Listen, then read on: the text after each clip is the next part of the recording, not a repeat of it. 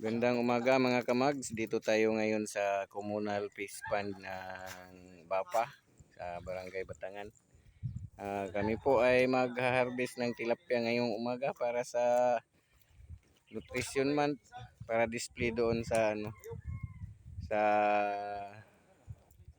sa booths ng Bapa.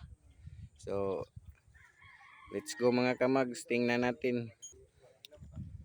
Ito ang aming fish pond mga kamags. Andun yung naghahagis ng net para makuha yung tilapia.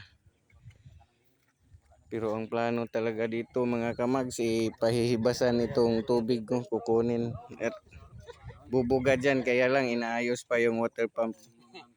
May diferensya yung mga kasama namin nandyan, mga membro yan ng Bapa. At doon pa sa mga sa side na yon naghihintay. So itong fish pond na to mga kamags ay maraming laman yan. Kaya lang di pa nakukuha kasi marami pang tubig.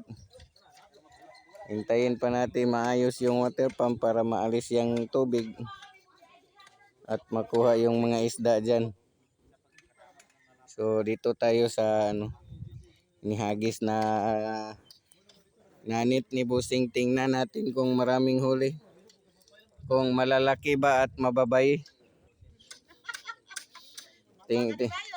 Tingnan natin kung may malaki at may mabay dyan.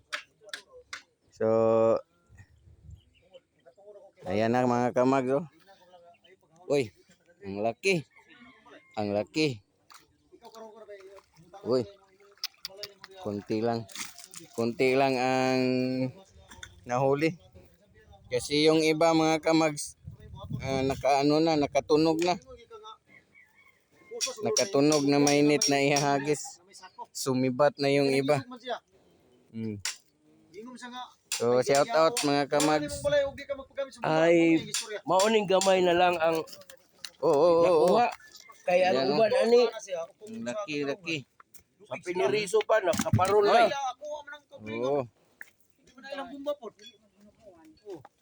Nakaparol lang ubang tilapia. Imbis ka nakaatay nako gipasig ka magkusista. Nakapiyansa kuno ang uban, ang ibang tilapia mga kamags ay nakapag-bill na ng piyansa kaya nakalaya yung iba. Yun nakalaya, hindi nakalaya doon. Nakalaya doon at naghasik na ng lagim ulit. So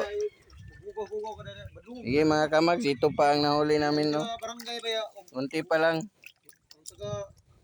Unti pa lang ang huli namin. Tika mga kamags. Kuha tayo ng isa. Ayan.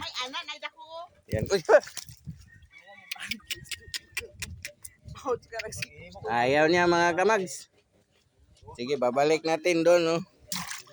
Ito pa isa yung malaki kanina. Diyan yan. Malaki. So sige. Sige mga kamags, huli pa tayo at puputulin muna natin dito. Masyadong mahaba na yung video natin. So bye bye mga kamags. Hanggang sa muli.